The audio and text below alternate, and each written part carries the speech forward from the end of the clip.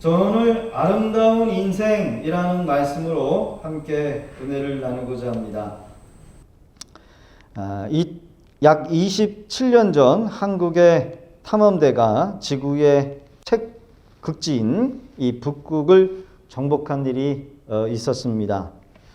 1827년 영국의 윌리엄 페리라고 하는 탐사원들이 처음에 이 북극을 도전했다가 실패한 이후에 163년 동안 65개의 팀들이 도전을 했지만 북극 정복을 위한 성공한 팀이 17개밖에 되지 않을 정도로 힘든 이 탐험이 바로 북극 탐험이라고 합니다. 그런데 한국 팀이 북극에 도전을 했는데 17개 성공한 팀 중에 한국은 16번째로 성공한 팀에 든다고 합니다. 국가별로는 11번째. 아무튼 그 자체만으로도 대단한 이 위험이라고 합니다. 저는 이 추운 것을 절대로 싫어하기 때문에 돈을 쌓아준다고 해도 대한민국을 벗어나고 싶은 마음이 없다는 거죠. 당시 한국탐험대장이었던 최종열 대장은 자신이 이 북극점을 정복하는 순간을 감회로 기록으로 남겼는데 다음과 같은 내용을 남겼답니다. 1991년 5월 7일 새벽 1시 정각 내가 지구촌의 제1의 극지인 북극점에 섰다. 순간 허무함 그리고 허탈감뿐이었다. 내가 무엇 때문에 무엇을 위해서 그 숱한 어려움을 겪으며 목숨까지 내던질 정도로 지구의 꼭지점을 향해서 3년이라고는 세월을 허비했는가. 일반 사람이 절대로 도전할 수 없는 북극점. 인간의 한계를 뛰어넘는 북극 정복을 위해서 3년 동안 피눈물 나는 훈련을 했다는 거죠. 그 훈련은 돈으로도 환산할 수 없는, 돈으로도 살 수 없는 값진 재산일 것이고 또 앞으로 살아가는 동안 매우 긍정적인 영향을 미칠 것은 분명하다는 겁니다. 그럼에도 불구하고 그 정복의 쾌거를 이루는 순간 뭘 느꼈어요? 허무함, 허전함, 허탈감을 가장 느꼈다라고 고백하는 우리 탐험대장 최종열 대장. 오늘을 반복적으로 살아가는 삶을 살아가는 우리에게 많은 생각을 하게 하는 것 같습니다. 목적이 성취되었다라고 후회하지 않는 것은 아닙니다. 큰 업적을 이루었다고 마냥 즐거운 것은 아닌 것 같아요. 오히려 목적과 업적을 달성할수록 그로 인해서 더 큰 허무함과 허탈감이 밀려올 수 있다는 겁니다. 가수들은 무대에 설 때 준비를 한답니다. 리허설을 하죠. 노래를 부르고 뒤에서 백댄서가 춤을 추고 그 준비하는 과정이 행복하대요. 그리고 서치라이트가 비춰가지고 방송에 나가고 자신의 인기가 올라가고 그래서 그 무대에 서고 노래를 부르고 난 이후에는 가장 행복한 희열을 느낀다고 하지만 그 무대에서 내려오는 순간 그렇게 허무할 수가 없다라고 말하는 이 가수들의 고백, 연예인들의 고백을 제가 들은 적이 있습니다. 그리고 자신의 인기가 떨어지고 세상으로부터 자신의 이름을 불러주지 않고 노래가 안 불러질 때 그때 자신의 그 존재감이라든가 허무함은 이루 말할 수 없다라는 거죠. 어떤 분이 삶의 반복에서 오는 이 허무감을 글로 올려놓으신 분이 있더라고요. 열심히 살다 가면 뚜렷한 목표와 목적 없이 달려갈 때가 너무나 많습니다. 너무 열심히 살다 보면 내 인생의 주인이 누구인지 모르고 살아갈 때 너무나 많습니다. 누구를 위해서인지 누구를 위해서인지 도무지 무엇을 위해 나가야 하는지 아무런 가치 없이 무의미하게 그냥 그렇게 다람쥐가 쳇바퀴 돌듯 주어지는 대로 막무가내는 대로 나아갈 때가 너무나 많습니다. 가끔 공허합니다. 늘 더 나은 삶을 추구하면서 나간다라고 하지만 여전히 오늘도 그 쳇바퀴를 돌고 있는 어떻게 보면 우리의 모습을 보는 것 같아요. 그는 늘 바쁩니다. 늘 새벽 예배 말씀 준비하고 또 주일 수요일 설교, 금요 설교 어떻게든 책을 많이 봐서 우리 성도들에게 은혜를 끼쳐야 될까 그러면서 또 어디 나가지도 못하고 계속 또 기도해야 된다는 압박감, 설교해야 된다는 압박감, 또 성도들이 또 기도를 게을리게 하면 시험이 찾아온다라고 하는 그런 조급함과 압박감이 저를 항상 누르거든요. 그러다 보면은 일주일 내내 다람쥐가 정말 쳇바퀴 돌듯이 똑같은 그런 삶을 삽니다. 그래서 저는 반복을 싫어하는데 어떻게 보면은 이렇게 살아가고 이렇게 살다가 내가 목회를 그냥 할아버지처럼 돼야 되는 건가 이런 생각을 할 때가 많다라는 겁니다. 오늘 말씀 이 전도서는 이 솔로몬의 인생의 황혼기에 이르러서 자신의 이 죽음 앞에서 자신의 생을 회고하면서 자신의 삶이 얼마나 허무하고 허탈한 삶이었는가를 뼈저리게 느끼면서 고백한 내용이 바로 전도서라는 겁니다.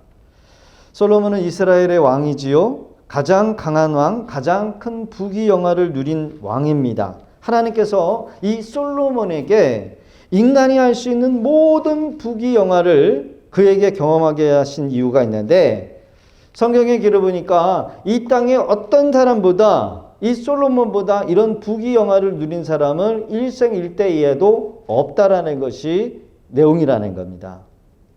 그렇게 하신 이유가 무엇이냐? 그것은 헛된 것이 무엇인가? 반대로 헛되지 않는 것이 무엇인가를 그에게 알리고자 하나님이 이 솔로몬에게 이러한 것을 경험케 하셨다라는 겁니다. 솔로몬이 누린 부가 어떠한지를 성경에 부분적으로 기록한 내용을 보면 그 한 가지만 보더라도 그가 누린 영화가 어떠한지를 짐작해 볼 수 있다라는 거예요. 솔로몬이 누린 부 중에 부인으로 얻은 공주가 이스라엘 백성들뿐만 아니라 해외의 공주들을 모셔서 얻은 공주가 700명이랍니다. 700명. 그리고 후궁이 300명. 그러니까 솔로몬의 아내가 몇 명이요? 1000명이요. 여러분 1000명의 아내를 궁으로 들여와가지고 여러분 객실이 얼마 정도 이제 대충 이해가 가겠죠? 그러니까 후궁과 공주 그 와이프들의 방이 1000개라는 겁니다. 여러분 근데 그 1000개가 말이 1000개지. 여러분 한 호텔보다 호텔 한 몇 동이 필요한 것 같아요, 그렇죠? 그것뿐만 아니라 그 후궁을 보필하기 온 종들이 있어요, 종들. 그 종들이 최소는 3명에서 5명이 붙는다라는 겁니다.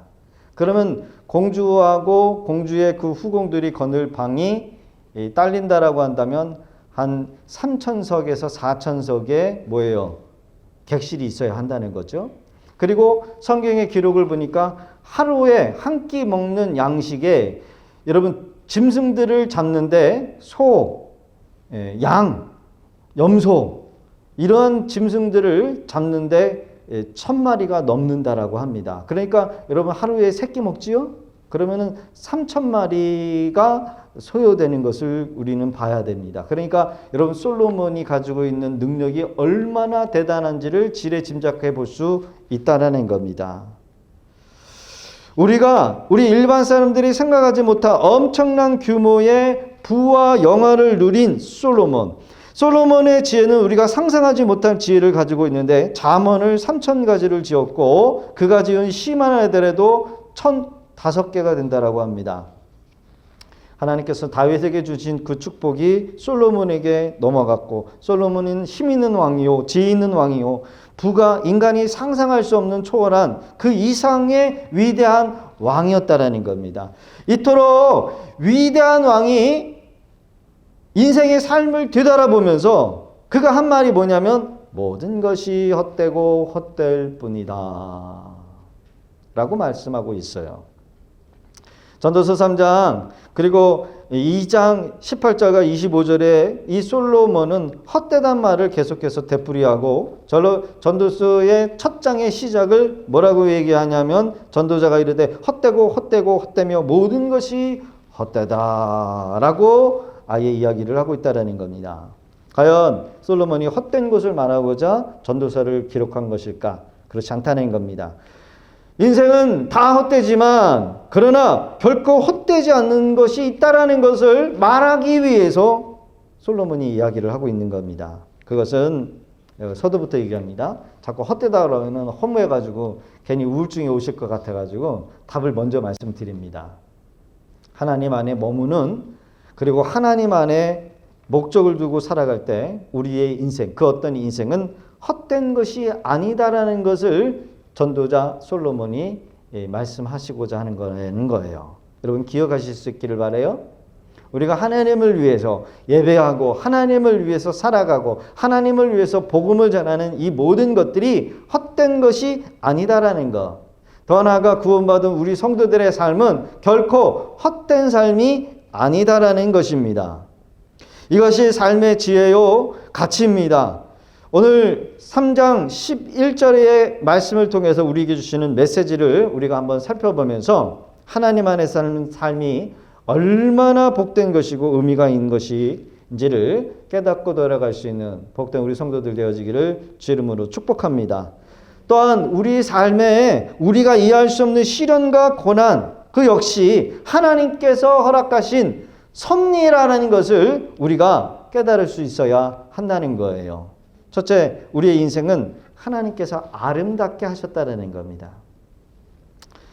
여러분 하나님 없는 인생은 허무해요.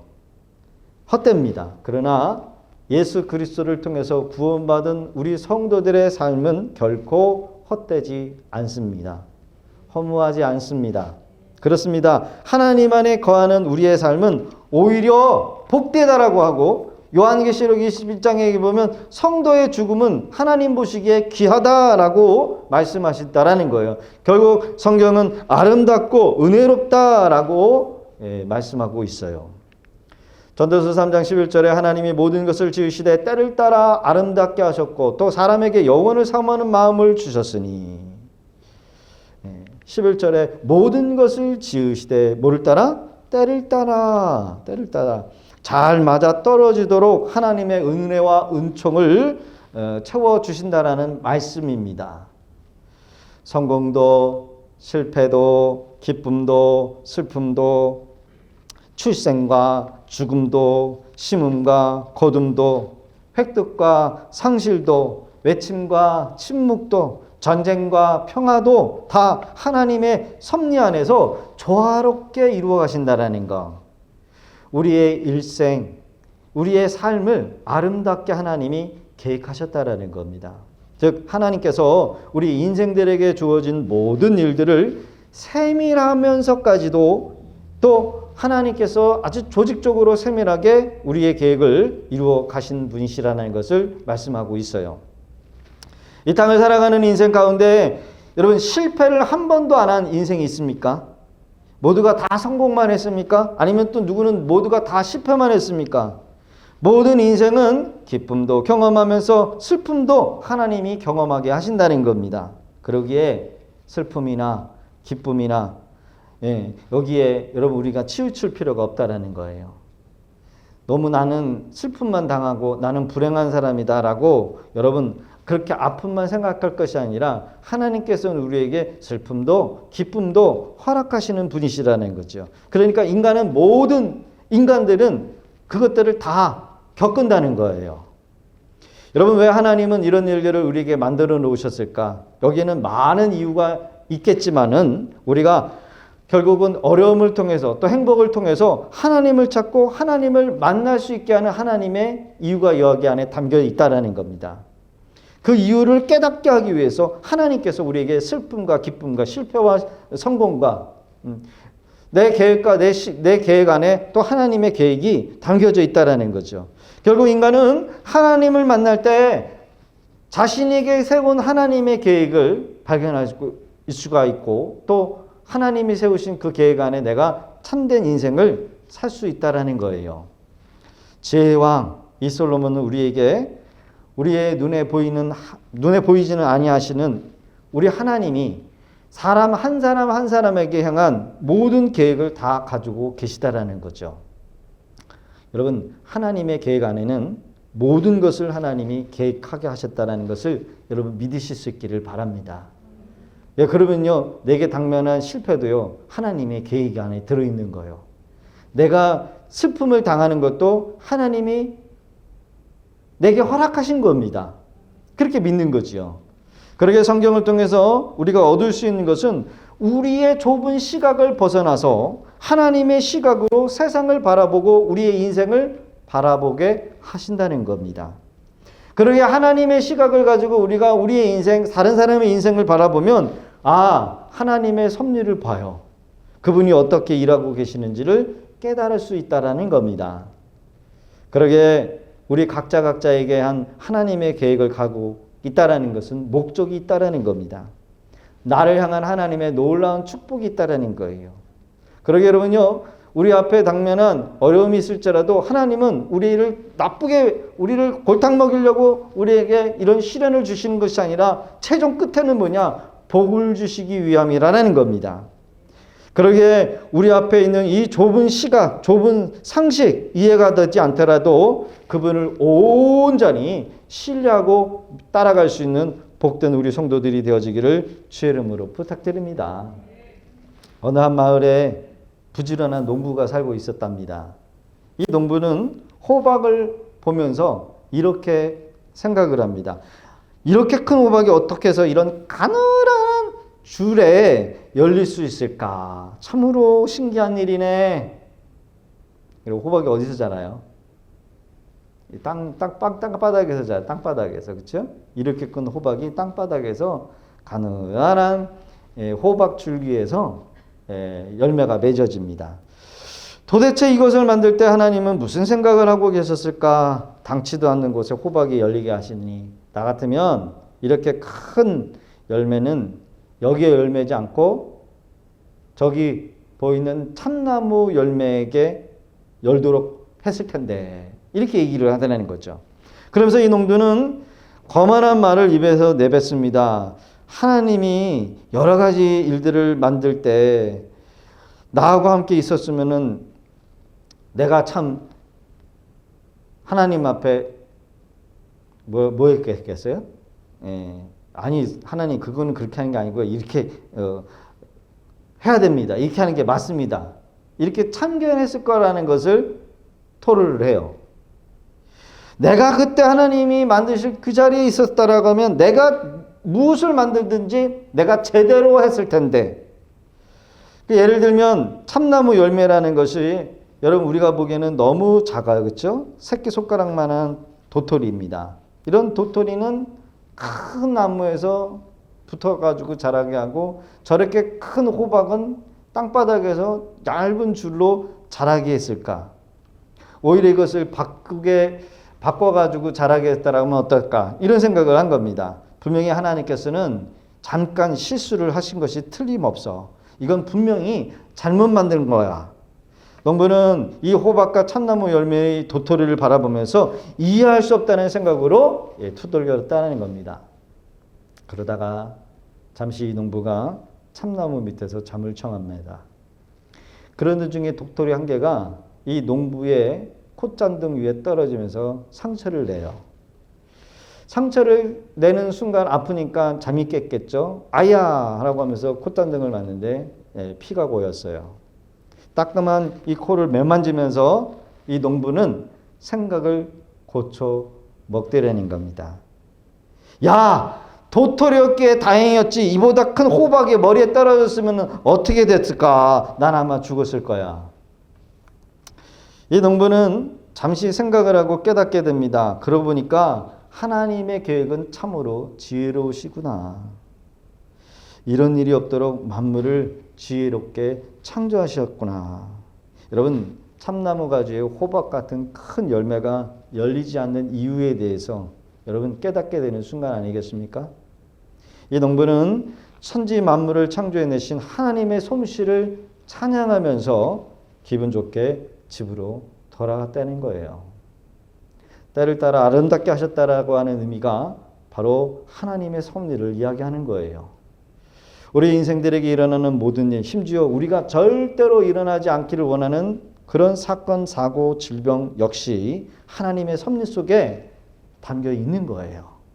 이것이 우리가 원한다고 해서 또 원하지 않는다고 해서 얻어지는 것이 아니라 하나님의 계획 안에 모두가 포함되어 있다는 겁니다. 이 모든 계획을 하나님은 아름답게 선하게 이루어 가신다라는 거죠.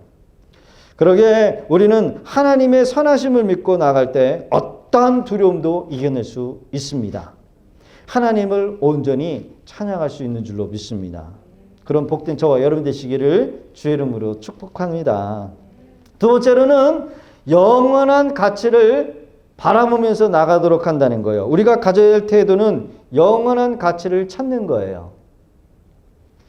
그것을 찾았을 때 그것을 바라보면서 가는 것입니다. 그러기에 오늘 말씀은 이렇게 얘기를 합니다. 또 사람에게 영원을 사모하는 마음을 주셨느니라.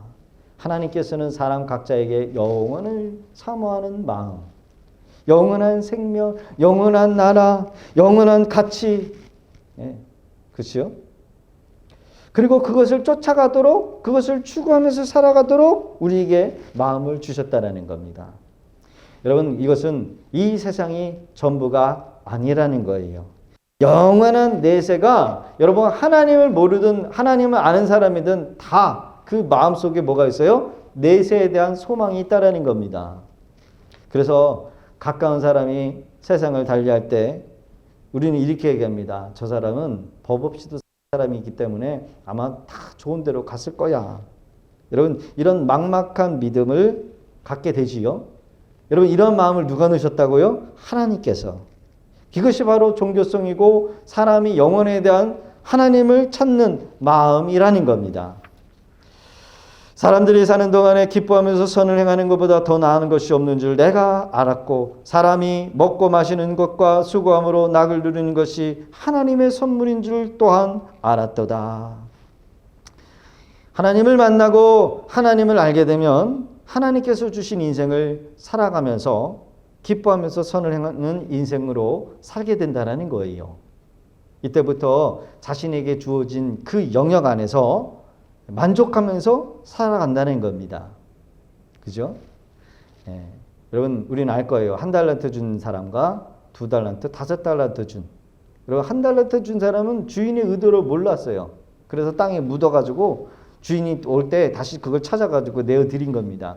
주인의 의도를 전혀 모른 거예요. 그러나 2달란트, 10달란트를 가진 종들은 주인의 의도를 한 거지요. 열심히 장사를 해서 노력을 해서 2배를 남겨가지고 드렸고 또 10달란트 맡은 자도 더 10달란트를 남겨가지고 주인한테 드린 겁니다. 여러분, 하나님을 모르면 하나님의 의도를 모르면 결국은 자기에게 맡겨진 재능, 자기에게 주어진 권력, 자기에게 주어진 이 시간들을 자기만을 위해서 살다가 가는 거예요. 하나님을 모르면 지나치게 욕심을 부리는 사람이 됩니다. 여기에는 물질적인 것뿐만 아니라 시간, 주어진 권세, 자기에게 주어진 달란트, 재능, 이 모든 부를 오로지 자신을 위해서 사는 사람이 될 수밖에 없는 겁니다. 그게 특징으로 나타나요. 그러나 하나님을 만난 사람은 그때부터 절대로 자신 마음대로 사는 것이 아니라 하나님을 의식하면서 살아가는 겁니다. 어떻게 했을 때 하나님 기뻐하시는 것일까? 시간과 권세와 주어진 부가 결단코 이 땅에서 영원하지 않다라는 것을, 그리고 자신의 한계를 인식하면서 살아가는 거예요. 이것이 하나님을 만난 사람과 하나님을 모르는 사람의 차이입니다. 형들에 의해서 애굽으로 팔려간 이 요셉을 바라봤을 때 요셉을 통해서 보는 것이 이를 증명하고 있습니다. 요셉이 감옥에 갇혔을 때 요셉은 하나님의 주권을 알았어요. 재판도 없이 언제 이 감옥 속에서 나올 것인가. 그런 막막한 상황 가운데서도 그는 자신에게 주어진 그 시간과 재능을 열심히 다했어요. 섬기는 일에. 그는 자신을 여기서 벗어나게 할 이는 오직 한 분, 하나님이심을 믿었다라는 겁니다. 그럼에도 불구하고 요셉은 하루하루의 삶을 최선을 다해서 살았습니다. 자신에게 맡겨진 성실한 일을 다했던 사람. 그것이 이 술 맡은 관원장과 떡 맡은 관원장이 감옥에 들어왔을 때 그가 보인 태도였다라는 겁니다. 요셉이 그들을 대할 때 여러분 성실하지 않고 만약에 자신의 신세 한탄만 하면서 자신을 보내고 있다라고 한다면 그런 술 맡은 관원장과 떡 맡은 관원장의 얼굴에 그늘빛이 있다라는 것을 보지 못했을 거예요. 그리고 지금 내 코도 석자인데 술 맡은 관원장이 무슨 꿈을 꿨으며 떡 맡은 관원장이 그 꿈을 꿨든 나하고 상관없는 일이기 때문에 관심조차 가지지 않았을 것입니다. 그러나 요셉은 술 맡은 관원장과 떡 맡은 관원장의 얼굴 근심빛을 봤어요. 그리고 관심을 갖고 그들의 문제를 보았다라는 겁니다. 요셉이 감옥에 있었을 때도 그는 하나님을 바라보는 믿음이 있었다라는 겁니다. 왜 술 맡은 관원장의 꿈을 꿨고 왜 술 맡은 관원장이 자신이 있는 감옥에 갇혔을까?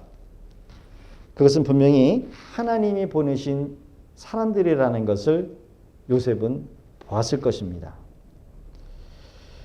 요셉은 성실하고 하나님의 섭리를 믿고 있었기 때문에 그 감옥에서도 인내할 수 있었던 거예요. 그 인내가 하루하루를 그냥 시간을 보낸 것이 아니라 최선을 다하면서 성실하게 자신의 일을 할 수 있었다는 겁니다. 요셉이 애굽의 2인자가 되었을 때 그는 그의 권력을 가지고도 얼마든지 형님들에게 복수를 감행할 수 있었을 것입니다. 그러나 그는 자신의 한계를 생각했어요. 인식했다라는 겁니다. 나보다 더 높으신 하나님이 계시다라는 것을 알았기 때문에 그는 자신이 가지고 있는 그 권력을 남용하지 않고 오히려 남을 섬기는 기회로 활용했다라는 겁니다. 오늘날 자신의 권세를 남용해서 낭패를 당하는 지도자들이 얼마나 많습니까?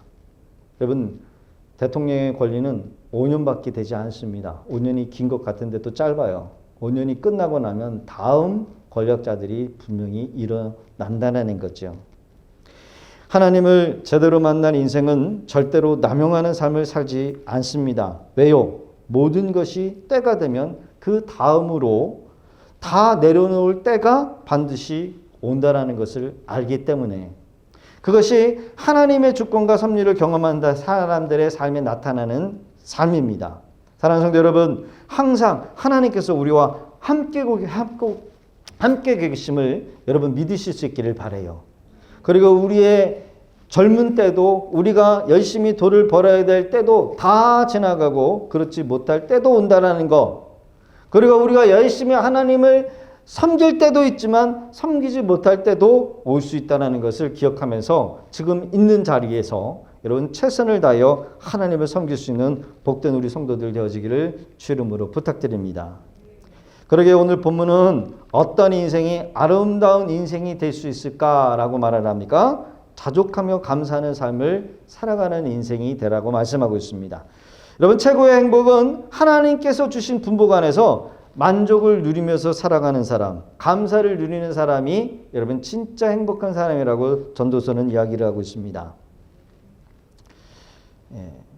같이 읽어보겠습니다. 시작. 사람이 사는 동안에 기뻐하며 선을 행하는 것보다 더 나은 것이 없는 줄을 내가 알았고 또 사람마다 먹고 마시는 것과 수고함으로 누구리는 것이 하나님이 선물인 줄을 또한 알았도다. 사는 동안 기뻐하면서 선을 행하는 것, 먹고 마시는 것, 수고한 것에 만족하면서 낙을 누리는 것, 이것이 하나님의 선물이라는 겁니다. 우리가 만족해야 된다는 거예요. 이 말은 여러분 우리 각자에게 하나님의 분복이 있다는 거예요. 분복. 어떤 사람은 1달란트, 어떤 사람은 2달란트 누릴, 어떤 사람은 10달란트를 누릴 분복이 있어요.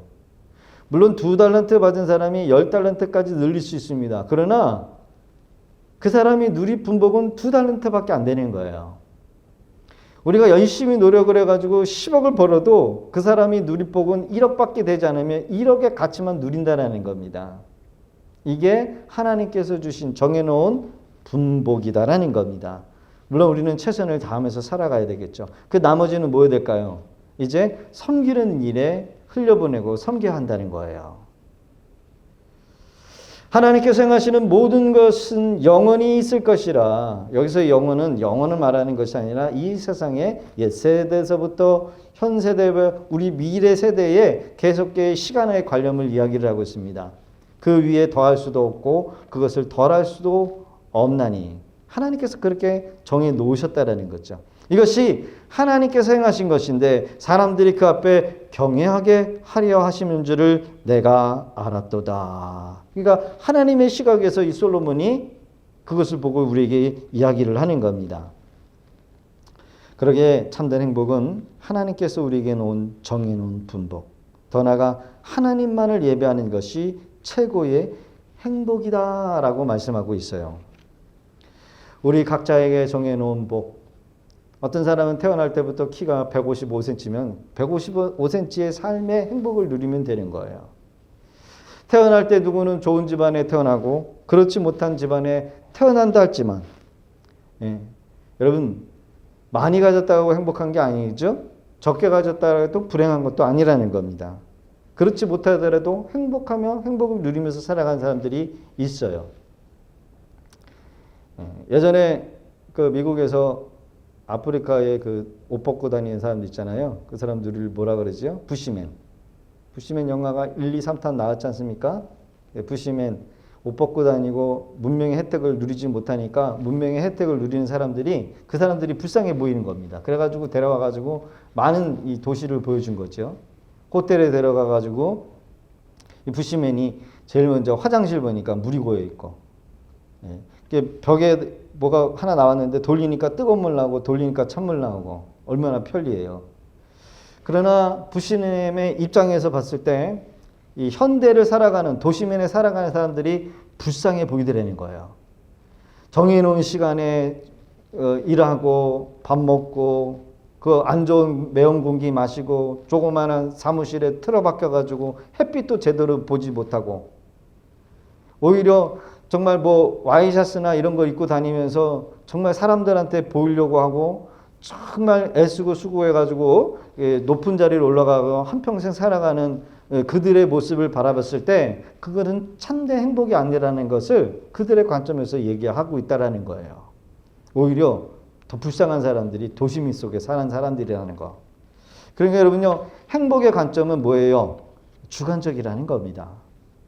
사도 바울은 주님의 복음을 위해 빈곤과 환난과 심지어 옥중에서 죽음의 위협을 당했던 그런 사람이었지만 사도 바울은 자기가 결코 불행한 사람이라고 말한 적이 없다라는 겁니다. 오히려 주의 복음을 위해서 전하는 삶이 행복하다라고 사도 바울은 고백하는 것을 보게 되어요.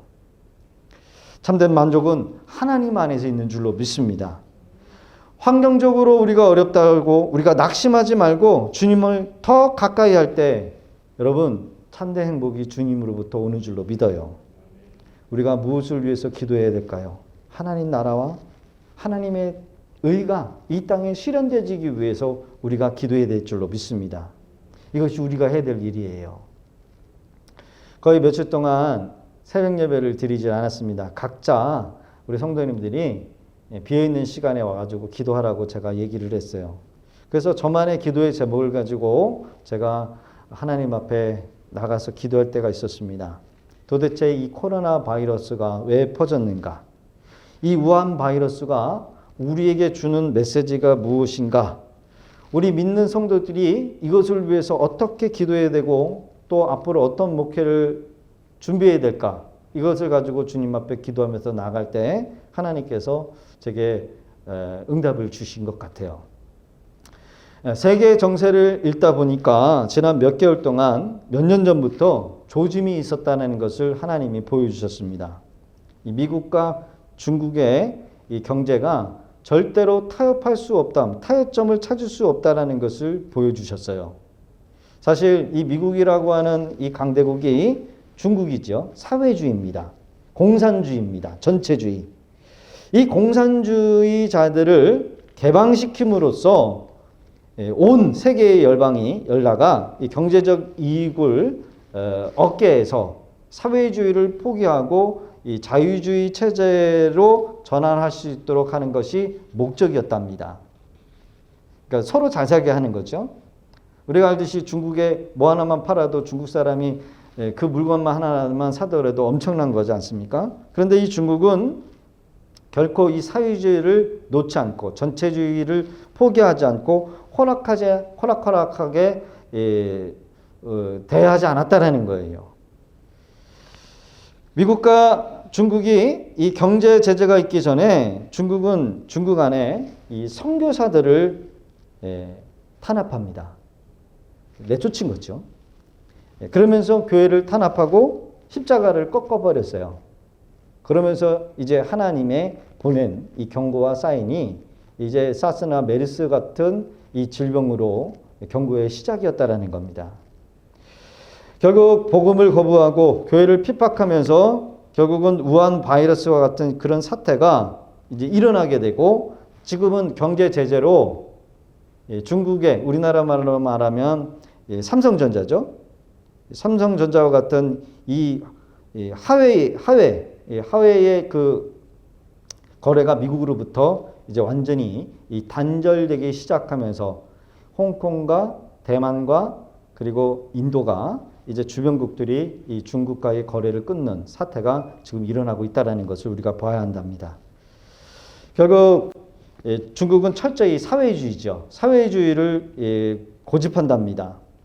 소수의 민족을 아말리에 탄압하고요. 핍박하고 정말 무서운 나라가 공산주의, 사회주의예요.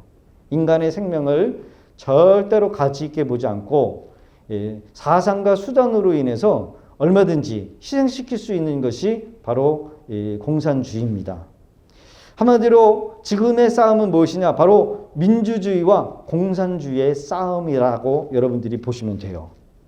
여기에 중국과 일본, 또 대만, 홍콩 모두가 다 연루되어 있습니다. 더 나아가 우리나라가 이제는 중국에 설 것인가, 미국에 설 것인가, 일본과 함께 손을 잡을 것인가에 우리가 달려 있어요.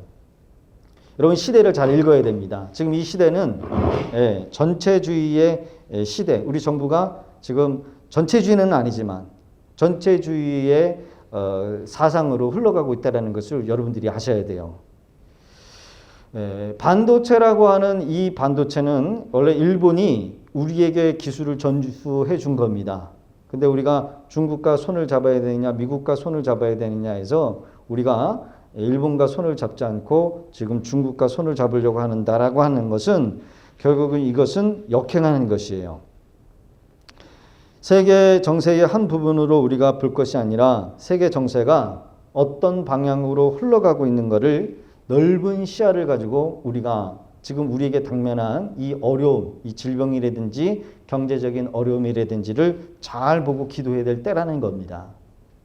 그런 의미에서 여러분 우리가 우리 입장으로만 볼 게 아니라 하나님의 시각으로 바라보면 결국 공산주의와 세상의 가치관과 민주주의와 하나님 나라와의 싸움이라는 겁니다. 싸움이에요. 더 나아가 여러분 모든 것들 다 얘기할 수는 없지만 세상은 하나님의 나라를 이길 수 없다라는 거예요. 우리가 하나님의 나라 백성이기 때문에 여러분 우리에게 당면한 많은 어려움과 힘든 과정은 우리가 겪을 수 있지만 결코 우리가 여러분 하나님을 버려서도 안 되지만 하나님도 우리를 결코 버리시지 아니하신다라는 겁니다. 하나님 우리를 지키시고 보호하십니다. 우리를 통해서 일하시기 때문에 그래요. 우리에게 당면한 환난, 우리에게 이해되지 않더라도 어려움들도 다 필요하기 때문에 허락하신 하나님의 섭리로 이해할 때 여러분 우리는 이 어려움을 이길 수 있다라는 거죠. 더 나아가 우리의 믿음도 지킬 수 있다라는 거예요. 사랑하는 성도 여러분, 세속적인 가치관을 잘 분별하셔요. 세속적인 가치관을 가지고 우리는 하나님을 섬길 수 없습니다. 하나님의 말씀을 잘 듣고 영적인 분별력을 가져서 여러분 우리가 하나님 중심으로 늘 깨어 하나님의 나라가 이 땅에 실현될 수 있도록 여러분 기도할 수 있는 그런 복된 우리 성도들 다 되어지기를 주의 이름으로 부탁드립니다. 기도하겠습니다. 비록 내게